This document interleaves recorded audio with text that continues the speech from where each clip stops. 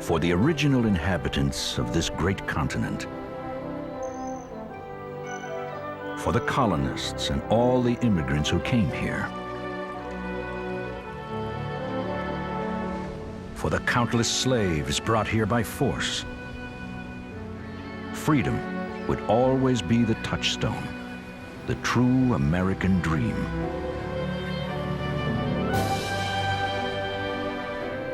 The endless search and the endless struggle for freedom would shape the destiny of America.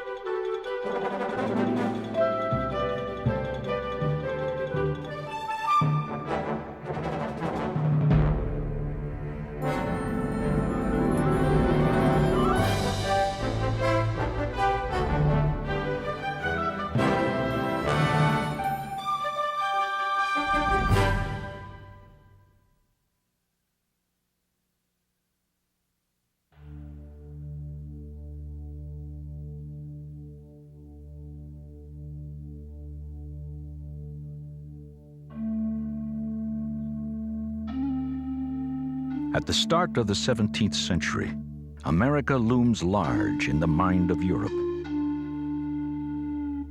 It is both a wilderness and a new Eden.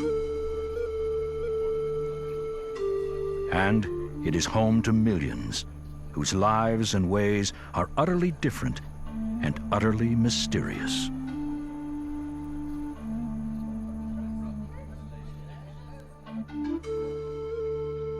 Hoping to create a new home on the wild shores of the Hudson River, a group of British settlers land their ship, the Mayflower, hundreds of miles off course, just as winter approaches.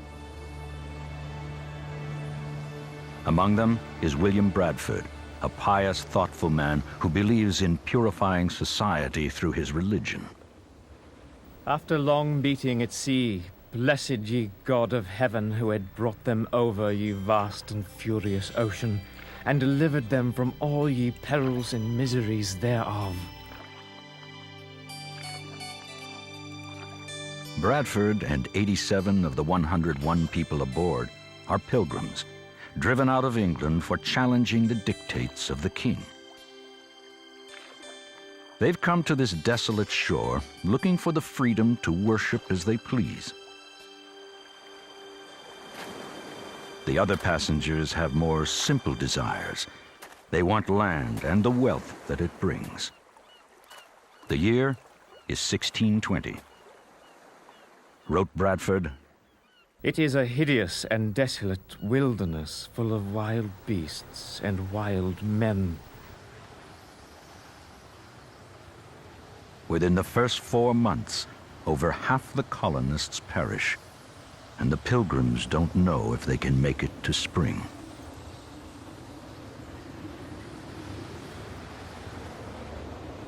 Late that winter, out of the wilderness, come some unlikely saviors. There presented himself a savage, which caused an alarm. He saluted us in English. The Indians, an Abenaki named Samoset and his friend Squanto of the Patuxet tribe, have encountered Englishmen before. Squanto had once been captured and taken to Europe as a slave. Squanto takes pity on the helpless settlers and saves their lives by teaching them to fish and plant corn. That autumn, grateful to be alive, the Plymouth colony celebrates its first Thanksgiving.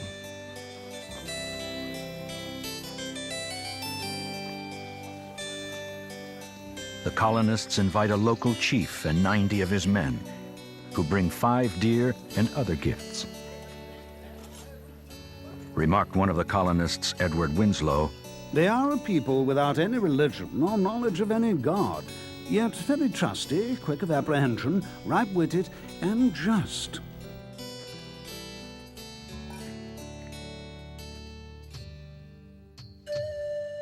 Squanto would later help Bradford negotiate treaties with his Indian neighbors. Life at the fledgling colony was good, and people lived in peace.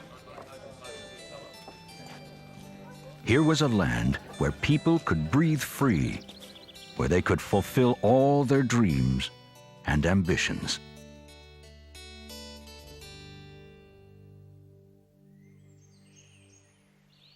The Pilgrims are not the first English settlers to gain a foothold in the New World. Over a decade earlier, 105 men stepped ashore in Virginia. They had come to make their fortune, drawn by promises of land and gold. At first, the colonists find the land delightful, but Eden soon turns ugly. The land is swampy, the water nearly undrinkable. Disease takes them one after another. Proud English gentlemen who refuse to work the earth, they find themselves near starvation, despite gifts of food from local Indian tribes.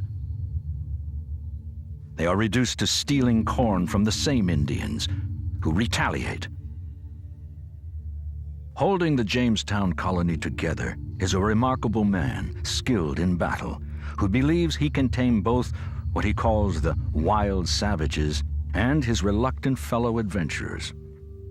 His name is John Smith, and according to legend, a young Indian called Pocahontas will risk her life to save his. According to Smith's fanciful memoirs, he faces execution at the hands of Pocahontas' father, Chief Powhatan. Having feasted me in their best barbarous manner, they dragged me to 2 great stones, and thereon laid my head, and being ready to beat out my brains, Pocahontas, the king's dearest daughter, got my head in her hands and laid her own upon mine to save me from death. Smith abandons both Pocahontas and Jamestown soon after.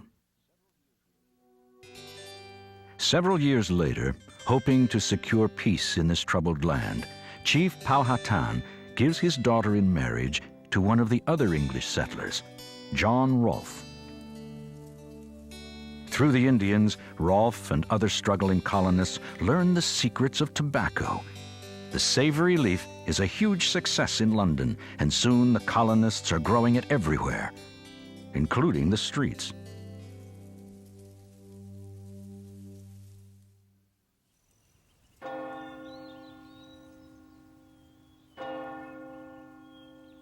Some years define a people and a land.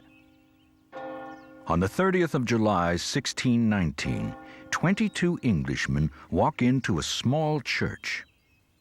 It is a day that marks the beginning of political liberty in America.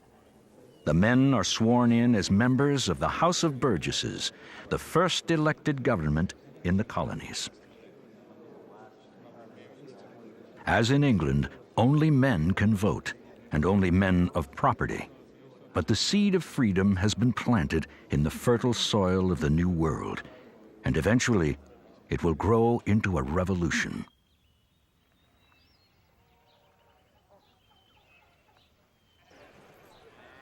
Jamestown is on the verge of turning into a real community, but one crucial ingredient is still missing.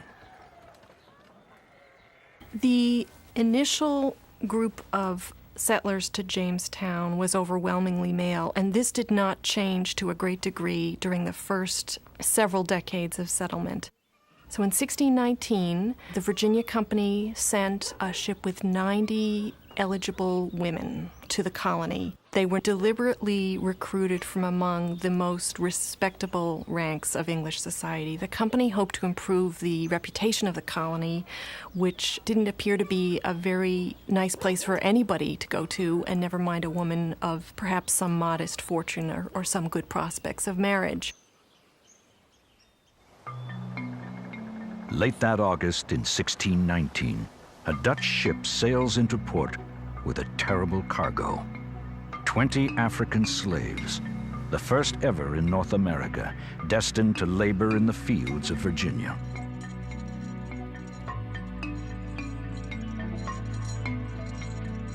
Alongside freedom, a poisonous tradition takes root.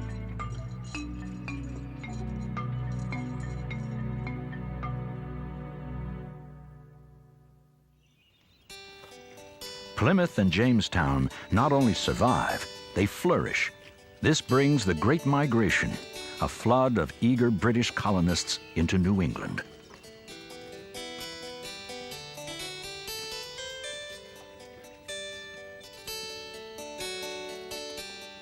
"20,000 are Puritans, cousins to the Pilgrims, Christian dissidents fleeing from persecution.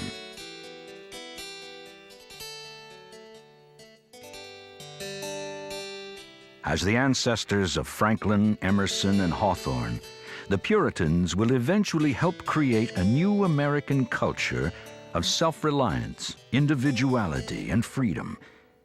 But the first Puritans are more concerned with God and land. Occupying that land are local Indian tribes like the Pequot and the Narragansett. When the Europeans arrived along the Atlantic coast, they brought displacement because they took the land away. They brought disease, a whole host of diseases that Indians hadn't been exposed to, and of course they brought death. But the Indians weren't stupid. They learned how to trade. They learned how to carry on warfare with the whites, both as allies and as enemies. In fact, Indians and whites together formed an entirely new world for both of them. In this new world, different dreams, different cultures, different visions of freedom all collide at once. The colonists ache for what they call the unused land around them. They believe they have the God-given freedom to take it. Their hunger would bring war. Chief Powhatan, Pocahontas' father, had once pleaded with the colonists for peace. Why will you take by force what you may have quietly by love? Why will you destroy us who supply you with food? What can you get by war? Take away your guns and swords, the cause of all our jealousy, or you may all die in the same manner. While some tribes, like the Iroquois, hold their own, others are utterly destroyed in local wars, like Powhatan's tribe in Virginia and the Pequot in New England. It is the shape of things to come.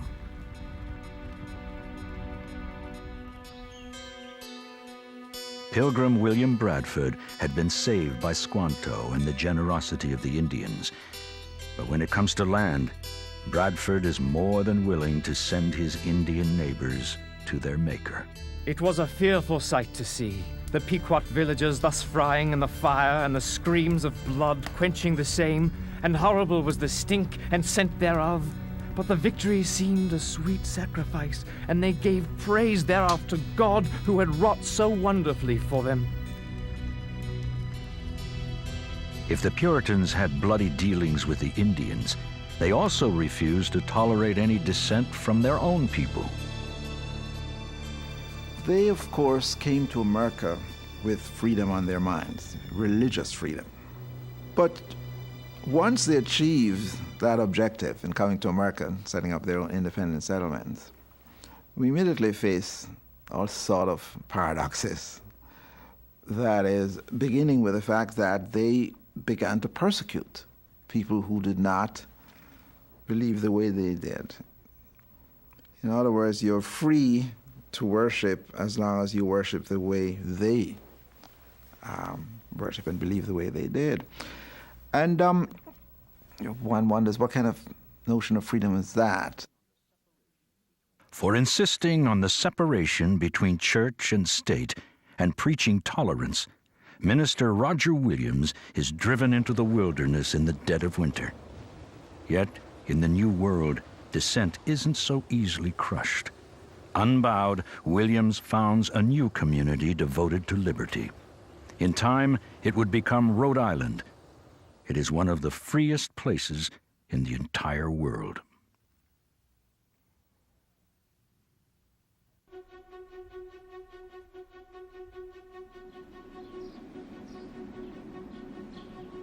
Puritan tyranny will lead to terror in the village of Salem, Massachusetts. The year is 1692.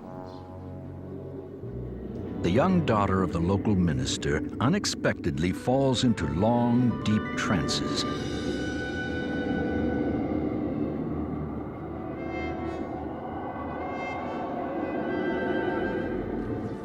The girl blames Tituba, the family's West Indian slave. After a severe beating, Tituba confesses her guilt. A court is convened where she names her accomplices. I've never hurt the children. I didn't mean to hurt the children. The troubles have started. When they bring in the first of the accused witches, Goody Osborne, she is confronted by a group of teenage girls.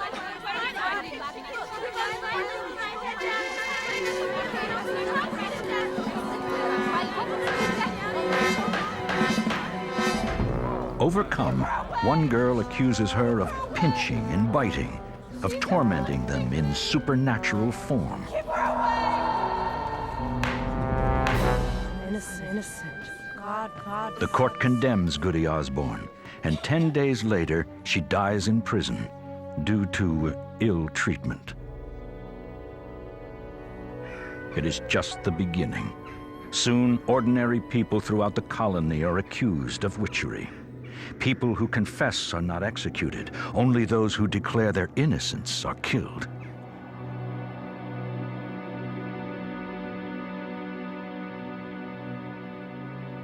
The trials finally come to a halt on April 30th, 1693, the day the governor of Massachusetts finds his wife under suspicion of witchcraft. Over 150 people have been arrested and 19 people executed. No one knows exactly why the witch madness took hold the way it did, yet the trials would forever remind us that even in America, life and freedom can easily be destroyed.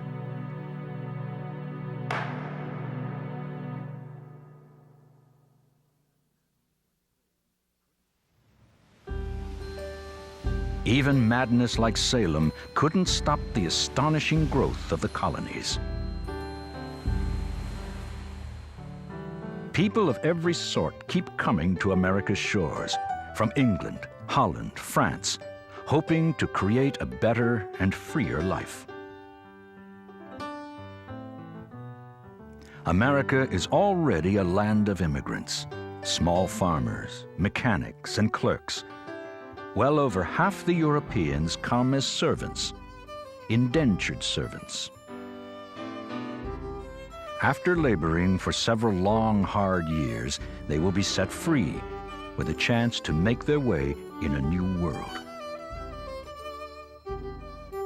For these Europeans, America promises one thing above all: land. The colonies are a place where an ordinary man, by pluck or guile or both, can own his own piece of land, as he never could in the crowded villages and towns of the Old World. But for other new arrivals, neither land nor freedom is within reach.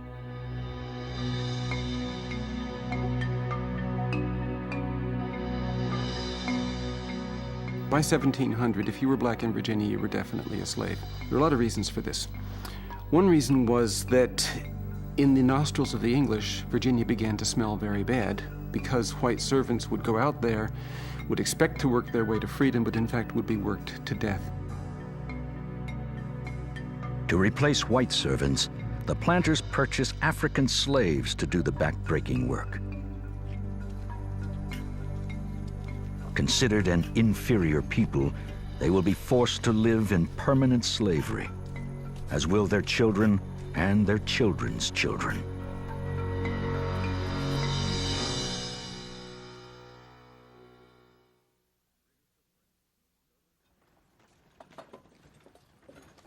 British or French, servant or aristocrat, everyone wants a piece of the bounteous American continent. Some colonists head for the frontier, the vast land just beyond the edge of Boston, Philadelphia, and Charleston. In the clear, open air of America, they seek the chance to invent whole new lives. These same frontier lands also mean freedom to Indians and the continued survival of their ancient communities.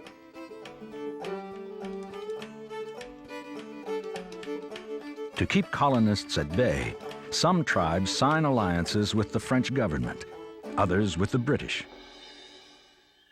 The chief of the Abenaki, "We tell you, brother, that we like nothing better than to be at peace. And it needs only that our English brothers keep peace with us. We will not give up an inch of that land which we inhabit." In the mid-1750s, Indians and colonists alike will be drawn into a huge conflict between Britain and France, called the 7 Years' War. It will leave the New World exhausted and bleeding.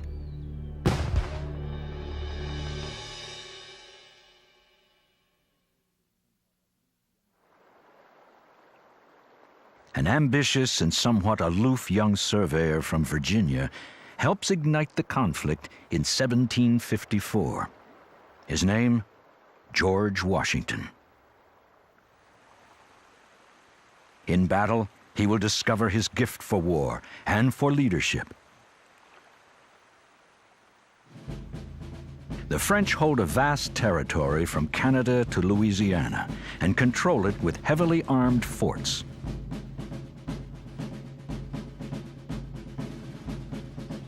Serving in the Virginia militia, the 21-year-old Washington delivers a letter to the French at Fort Le Boeuf, which guards the Ohio Valley. The message demands that the French withdraw from their own territory. The French commander refuses, violently. Commented George Washington, "I have heard the bullets whistle, and believe me, there is something charming in the sound." Promoted to colonel, Washington volunteers as a guide to British General Braddock. Braddock arrogantly rejects the young Virginian's advice on how to properly fight a backwoods war, then pays the price. Braddock and 400 men die, and Washington has 2 horses shot out from under him. Washington learns an unexpected lesson. The British Army is far from invincible.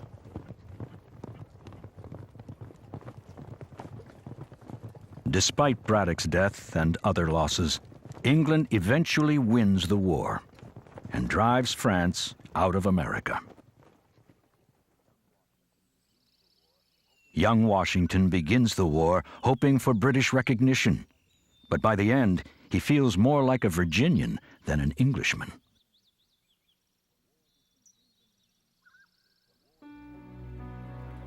The war between England and France will forever change America.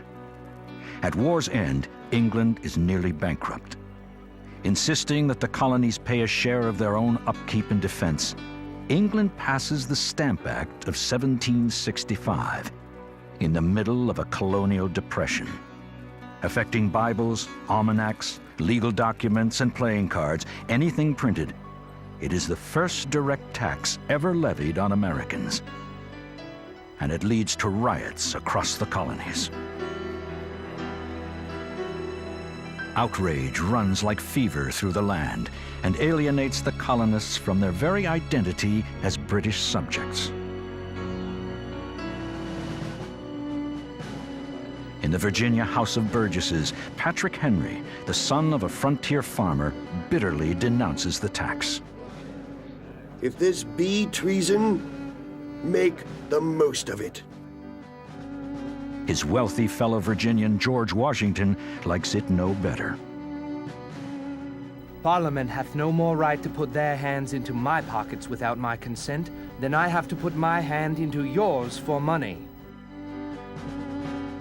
The Stamp Act is repealed the next year, but England continues to insist that it rules the colonies.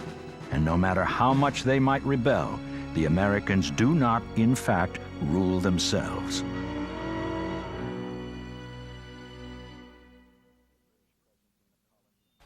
The British presence in the colonies grows more disturbing and more inflammatory with each passing year. New taxes, new riots, and even more violence. In 1770, it is neither taxation nor representation, but ice that leads to tragedy. An angry colonist throws a chunk of ice at a British soldier guarding Boston's customs house, knocking him down. British reinforcements soon appear to control the crowd. In a moment of terrible confusion, several of the soldiers mistake a shout for an order to fire. 5 people die, including a sailor named Crispus Attucks. Of African American and Indian ancestry, he is the first of many people of color who will die for American liberty. The incident, known as the Boston Massacre, fuels the growing fury.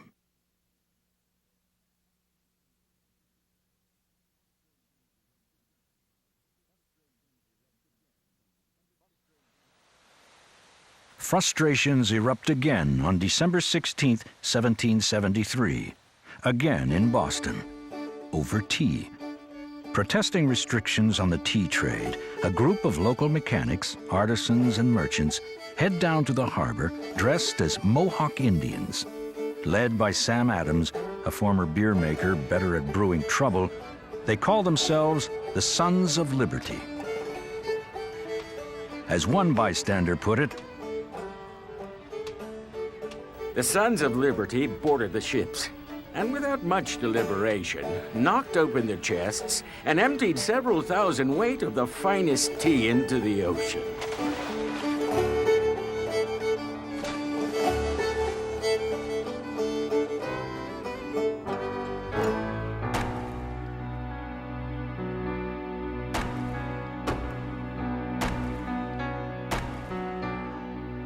For Sam Adams and others, it is a chance to keep up American anger toward the mother country.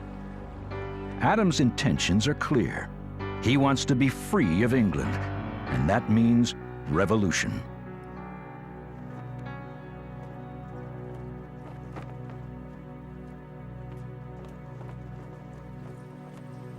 To demand their rights as free-born Americans, 55 of the wealthiest and most influential men in the colonies, including Sam Adams, John Adams, Patrick Henry, John Hancock, meet together on September 1774 in Philadelphia. At the First Continental Congress, they take the first step toward inventing a new nation.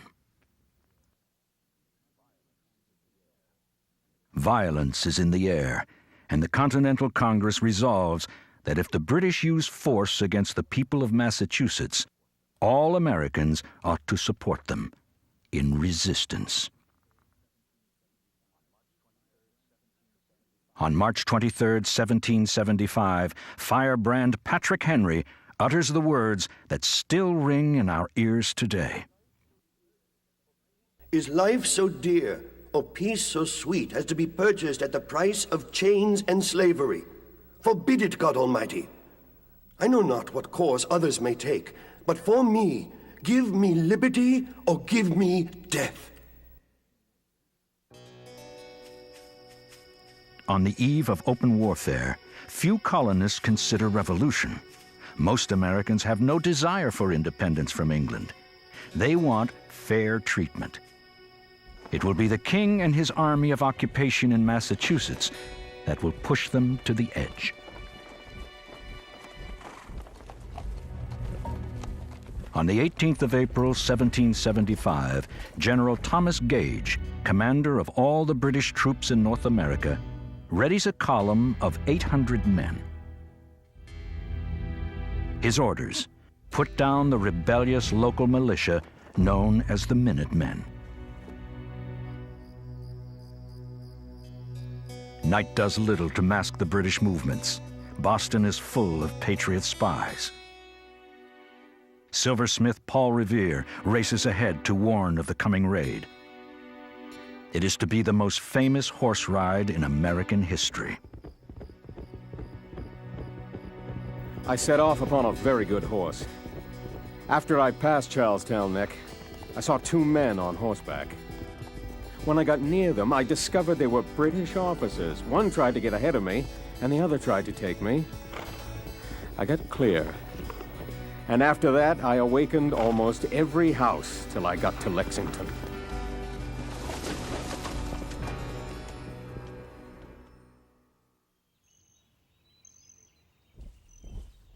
Daybreak. 841 British troops, the Redcoats, arrive on Lexington Green to face a ragtag group of 70 Minutemen.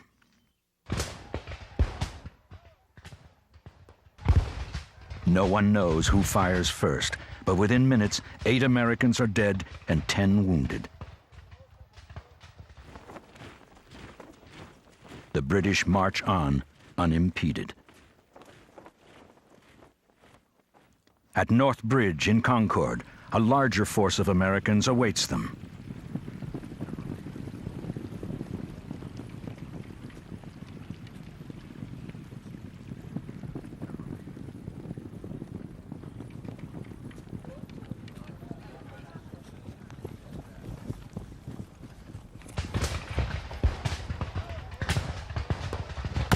Now both sides suffer casualties. 2 Concord men die, 3 Redcoats fall, and the whole thing is over in 3 minutes. This is the shot heard round the world. Hearing the actual musket fire, Revolutionary leader Sam Adams exclaims, "What a glorious morning this is." As the British fall back to Boston, they are besieged on all sides by patriots.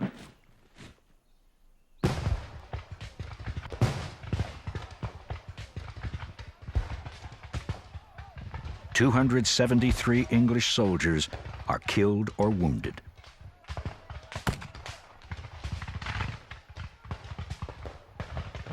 Within 24 hours, the city of Boston, occupied by British troops, is under attack by Patriot militiamen. Proclaims the Continental Congress, "Our cause is just, our union is perfect, and being with one mind resolved to die as free men rather than live as slaves." Now openly rebellious, the Continental Congress establishes an army to fight for the rights of all Americans. But who is to lead it? One Virginia delegate arrives at the hall in uniform and volunteers to serve as commander-in-chief for no pay. Although he is untested as a general, Congress unanimously accepts his offer. This is the moment George Washington has strived for. He is utterly confident he is the right man.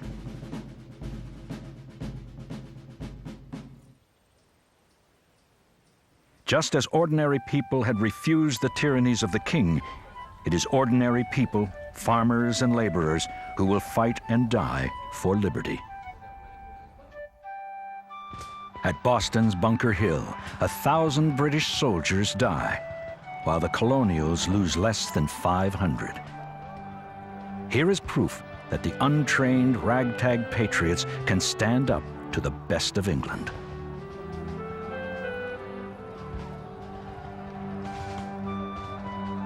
But the war is just beginning, and the American militia is soon driven from Boston.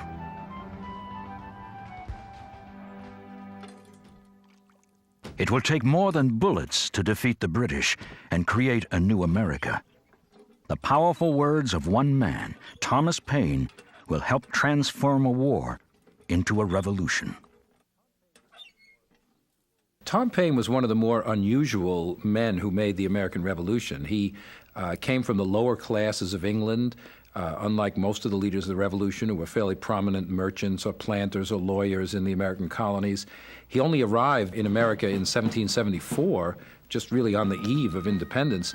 He came with sentiments about the poor in England and how they were mistreated, dislike of hereditary rule and monarchy.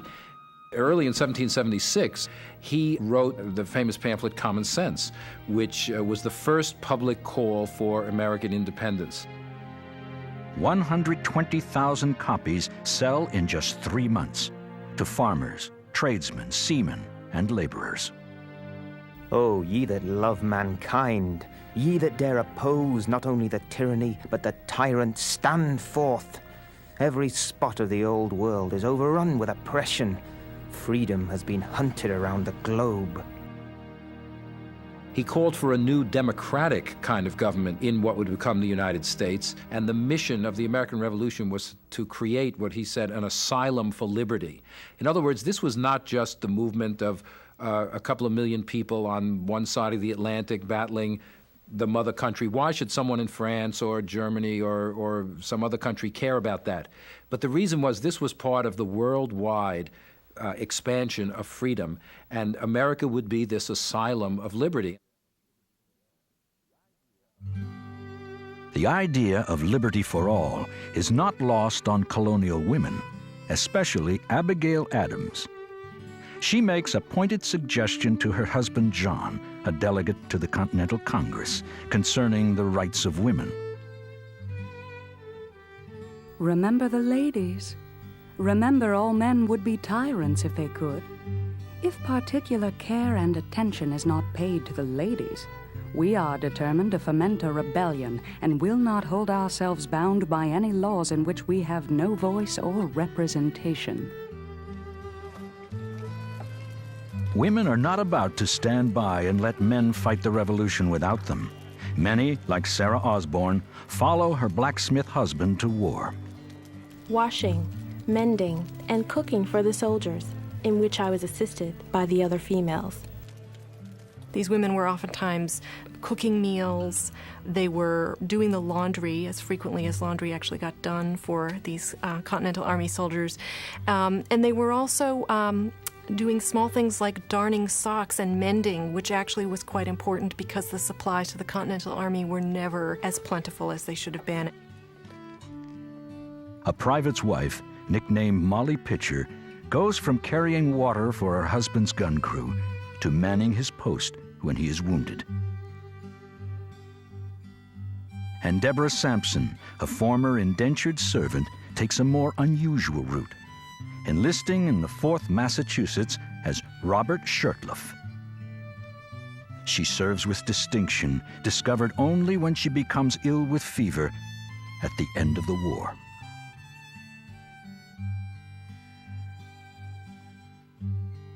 Before the Revolution, when people talked about being a woman, it was usually a matter of a judge or a minister telling women how they ought to behave, what they ought to do. But almost at the moment of independence, women's voices begin to be heard. "Remember the ladies," says Abigail Adams to her husband, John. "Why should I not have liberty whilst you strive for liberty?" asks Mary Hayburn of New Jersey to her soldier husband, also John. "Women run farms while men are away fighting.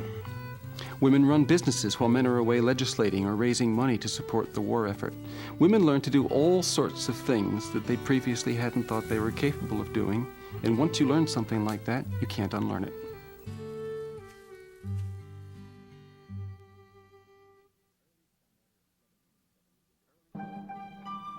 In early summer of 1776, the Continental Congress is ready to proclaim its independence from England. To compose a formal declaration, they choose a gifted writer, Virginian Thomas Jefferson, at 32, the youngest delegate.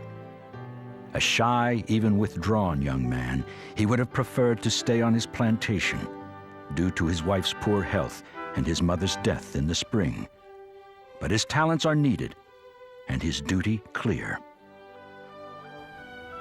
Jefferson intends the document to be an expression of the American mind, but it is far more than that. We hold these truths to be self-evident, that all men are created equal, that they are endowed by their Creator with certain inalienable rights, that among these are life, liberty, and the pursuit of happiness, that whenever any form of government becomes destructive of these ends, it is the right of the people to abolish it and institute a new government. On July 4th, delegates vote to pass the unanimous Declaration of the 13 United States of America.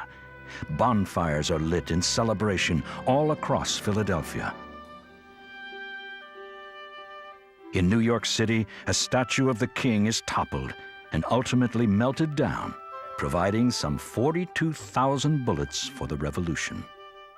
The Declaration both established the principles of revolution and made it possible in the future for other Americans to claim the right to oppose the government if they felt that their own natural rights were being violated.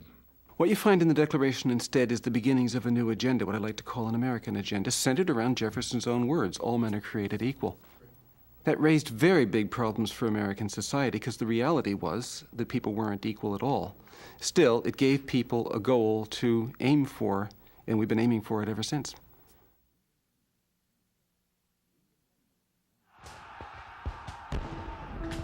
Independence is one thing, winning the war is another. The next months are desperate ones for the Continental Army. The British force the rebels to retreat at virtually every encounter. Just when things look bleakest, Washington crosses the Delaware on Christmas Day, 1776, launching a surprise attack against Hessian mercenaries occupying Trenton, New Jersey. It's a stunning move that proves the homegrown army and its commander will not accept defeat.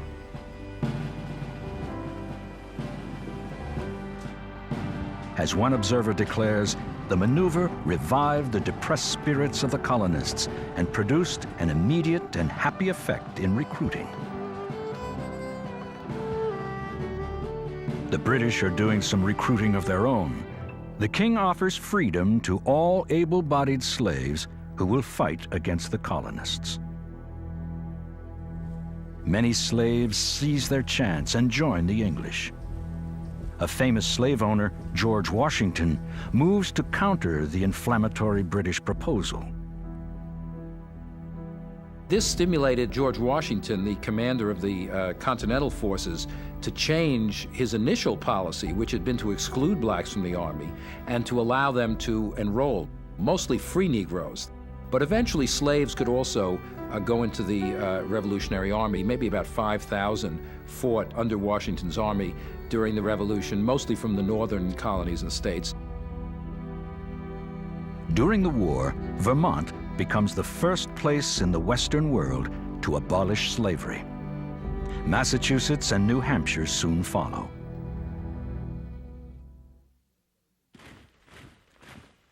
October 1777. At Saratoga, New York, the unexpected happens.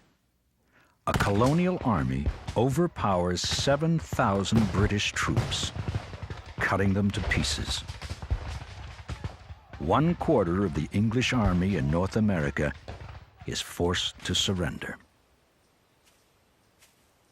Suffering in the defeat are Indians who fight alongside the British to protect their own lands and their freedom.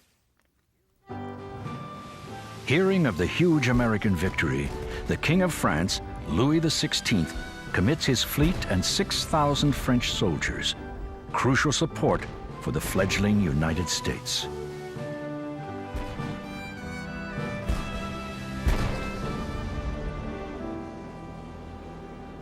Despite the success at Saratoga, Washington is still in serious trouble.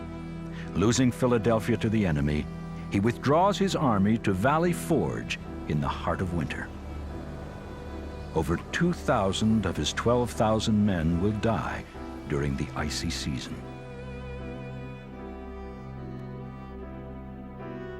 But their spirit and their willingness to suffer the worst does not waver. Wrote Private Joseph Plum Martin, "The army was now not only starved but naked, destitute of all other clothing, especially blankets. But we were engaged in the defense of our injured country and were willing, nay, determined to persevere." From an admiring George Washington, "To see men without clothes to cover their nakedness, without blankets to lie upon, and submitting without a murmur, is a proof of patience and obedience which, in my opinion, can scarcely be paralleled."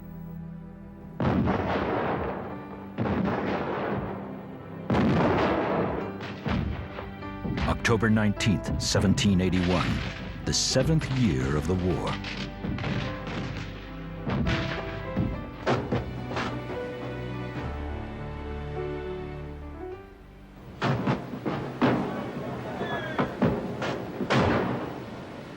Under siege by the Americans, cut off by the French Navy, his men sick with disease, British General Cornwallis surrenders his army at Yorktown, Virginia, virtually ending the war. The British military band plays "The World Turned Upside Down."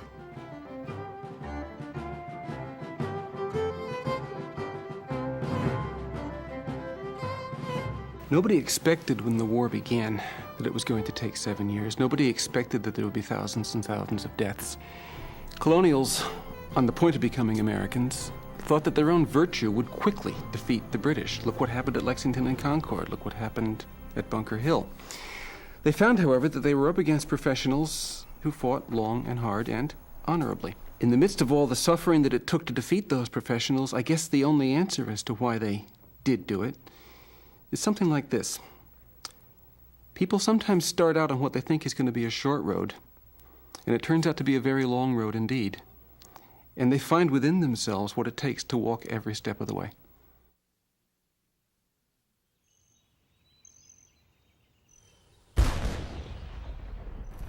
It has taken 7 terrible years. Yet even after suffering a long string of military disasters, desertions, and mutinies, Washington and his homegrown army have persevered. Independence is won, American freedom assured. The revolution is not a triumph for everyone. The great losers are the Indians. Most tribes fought on the side of the British. Once the war is over, they have no place to go. And now they have a new nation, the American nation, to contend with. One way or another, the war and the revolution changed how everybody lived between the Atlantic seaboard and the Mississippi River. For slaves, the revolution and the war were paradoxical. We might say that a window was half opened, and that some people climbed through that towards freedom. Some did it by going to the British, who welcomed the slaves of rebels as weakening the American side. And when it was all over and the British departed, a large number of black people departed with them, heading for Newfoundland, heading for England, heading even for Sierra Leone. Others challenged white America to live up to its own words, and in this sense, the revolution marks the beginnings of slavery's destruction. In the aftermath of the Revolution, white women do not appear to have made radical claims to have equal political rights with men. They did not envision themselves as citizens like their husbands and fathers and brothers, but rather carved out a different role for themselves as the educated mothers and wives of male citizens. And in this way, they saw themselves as having an indirect role to play in politics.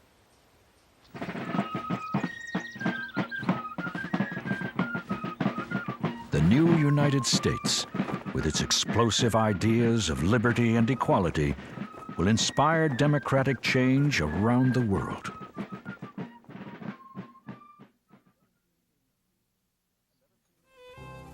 (1783), a peace treaty signed, Washington puts down his sword and returns to Mount Vernon to resume the role of wealthy gentleman planter. He's remarkable not because he was a military genius, he wasn't really, And he wasn't a great writer, and he wasn't a deep thinker, but he understood power. He understood how to get it. He understood how to use it. He understood how to fend off people who wanted to challenge his power. Most of all, he knew how to give power up. Most people in his time could not imagine giving up power. Once you had it, you wanted more. He could have been an American Cromwell. He could have been an American Caesar. And yet he chose not to do this. He was far too committed to the idea that people could rule themselves rather than be ruled. And so he gave up his sword and gave up his commission when the war ended. But Washington is worried for the new nation. War has left ordinary people, including many unpaid veterans of Washington's army, exhausted, nearly destitute, and deeply in debt. For them, America is not living up to its promises.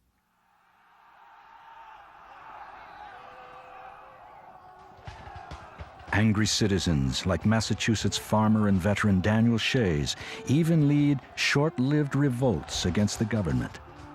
The rebellions greatly alarm the powers that be.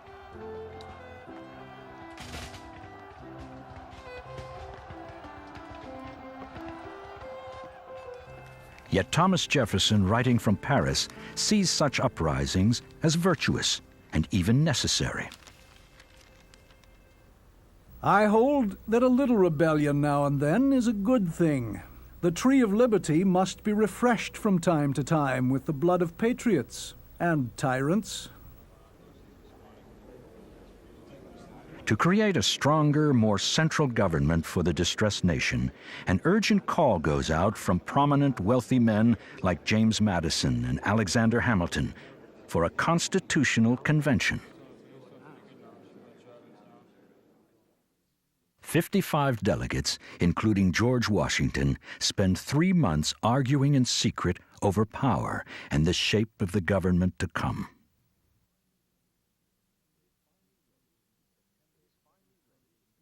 It is finally ready in September 1787, a constitution for the United States of America, promising order and stability. But not everyone is happy with the government this document proposes. Would it create a new tyranny of wealth and property in place of the king? Or would it create a strong, stable nation with freedom for all?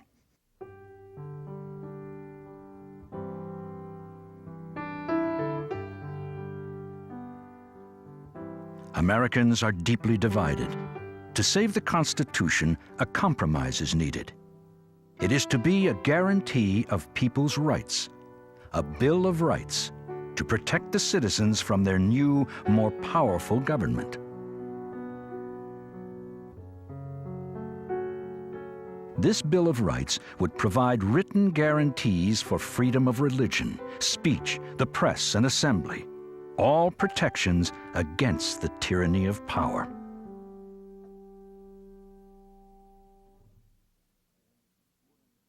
I think it's important to emphasize that freedom is not something that emerges initially full-blown from the heads of great men, but it's something which emerges from the struggles between different groups of individuals, the struggle between indentured white servants and their masters, between slaves and slaveholders, between colonists and the British colonizers. In all these struggles, different dimensions of the call to freedom emerges, and is given meaning and is redefined. And that process continues today. To assure a bright future for the new republic, the Constitutional Congress moves to select the nation's first president. They turn to the man who has led the country through the crucible of war and guided it through a troubled peace.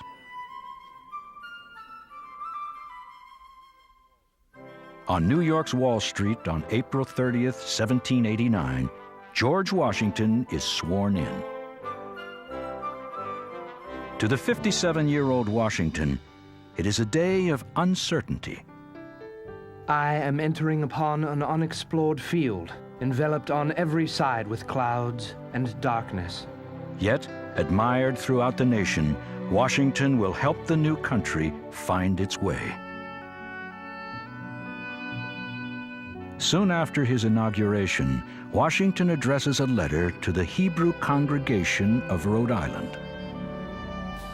If we have the wisdom to make the best use of the advantages with which we are now favored, we cannot fail to become a great and happy people.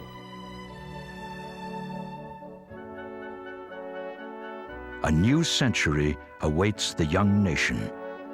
It will be a time of growth, of struggle, of freedom.